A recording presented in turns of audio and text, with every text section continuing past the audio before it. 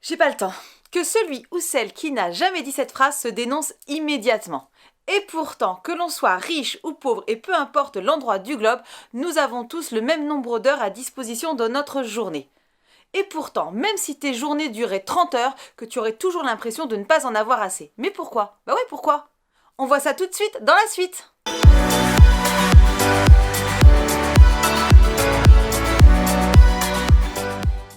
Salut à tous. Et oui, le temps est défini de manière universelle. Une journée égale 24 heures, une heure égale 60 minutes et une minute égale 60 secondes. Bon, ok, là je t'apprends absolument rien.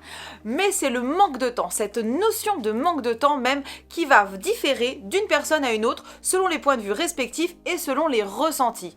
Donc, on est d'accord, le manque de temps est bien une notion, un état d'esprit et non pas un fait. Je te présente tout de suite les 3 temporalités qui génèrent en toi la pensée même du manque de temps. Tout d'abord, le temps physique.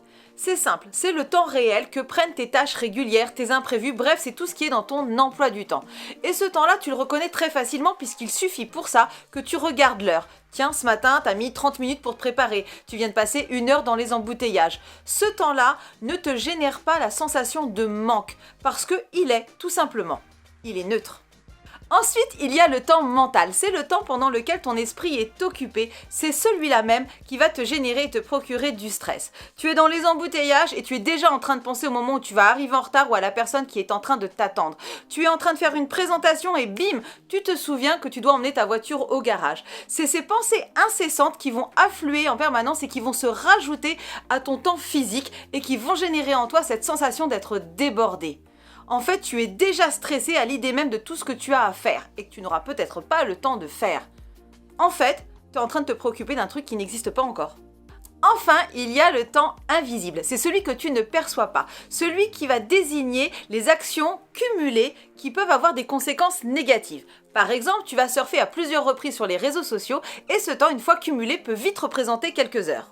Ce temps invisible passe généralement inaperçu et c'est bien là le problème. Il va consommer énormément de ton temps physique et de ton temps mental. Et en plus, il va entretenir les pensées que tu as sur le manque de temps.